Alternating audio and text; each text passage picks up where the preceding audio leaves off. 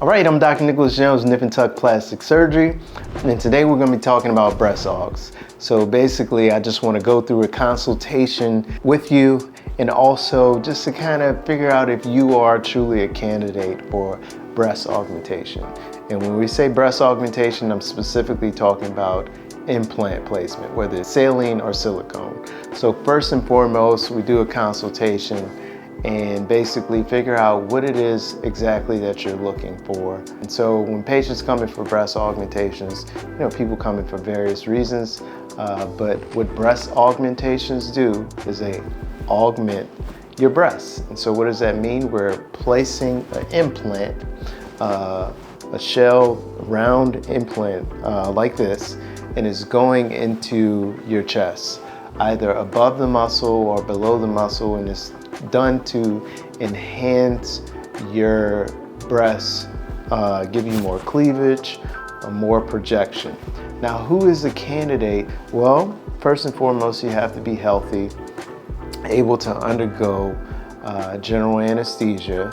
Surgery usually takes anywhere from 45 minutes, hour and a half. It really just depends on the complexity, like if you've had an augmentation before, the density of your tissue, and all these things are taken into consideration.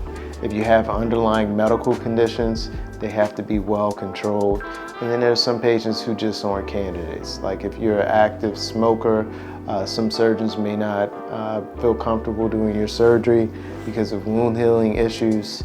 If you take blood thinners, recently had a heart attack, there's a long list of potential contraindications. But the ideal patient, someone who has smaller breasts and very minimal to no laxity or sagginess. And so what do I mean by that?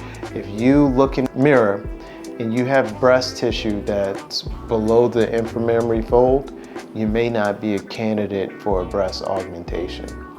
And so when you come into the office, I evaluate, assess questions that I need to know from the patient. Do you have a history of breast cancer? Have you ever had surgery to your breast, on your breast? Are you pregnant, or do you expect to be pregnant within the near future? And why is that important?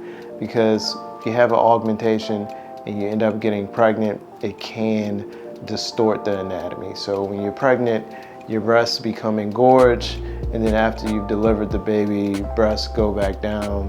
However, it stretches your skin out, and it may change the way that your breasts look or your augmentation. It may affect your augmentation. And then after that, we take some measurements. There's several measurements that we take. This is my tape measure. First, I measure the distance from the nipple to the inframammary fold, and then we take this caliper and measure your breast width. And so based on these two measurements, I can determine which type of implant or the size of the implant that we can use.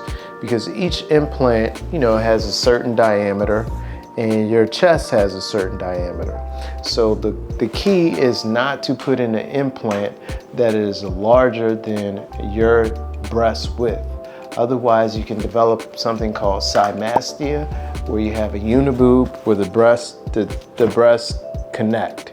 And so you no longer have the central cleavage to separate the breasts, and that's not something that we want to have happen. Or the other thing that can happen is the breast can rotate laterally because the pocket has been over dissected.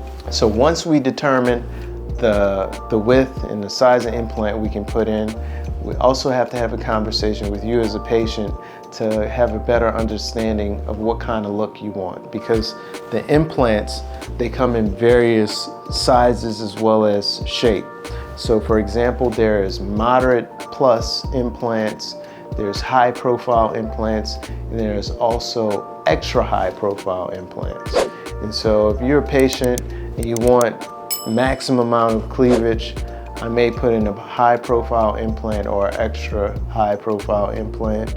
Or if you're another patient and you want a more moderate, a more natural look, modest, you want to see a noticeable difference but not a drastic difference, I can use a moderate plus implant or a low profile implant. So once we've determined that, we also have to figure out whether or not your implant can be placed above the muscle or below the muscle.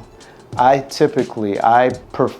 biased towards putting the implant above the muscle because I think it looks better.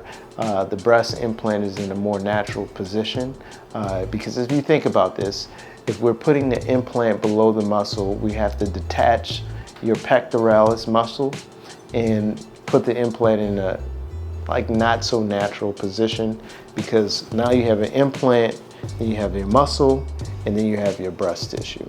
And so when you do that, a lot of times you don't get as much projection. And I feel if you're an active person, there is this deformity, we call it an animation deformity. So when you flex your pec, your implant distorts laterally. And so that happens when the implant is placed subpectorally or underneath the muscle. I typically only put implants underneath the muscle when I'm doing an implant exchange, or a patient has very thin breast tissue and I don't want the implant to show. There are some other options. Even though all of the implant I'm holding is made up of silicone gel, there are more cohesive implants, which means that the gel is packed in tighter. And for patients with thin skin, that is an option. All right, so thank you for listening. I hope you've learned some valuable information about breast augmentation. If you are interested, whether you're in Atlanta or anywhere in the United States or even internationally, we do have virtual consultations. So if you'd like to learn more information about breast augmentation or any other procedures that we have, please send us a message or just call the office. Let us know what you want to hear about.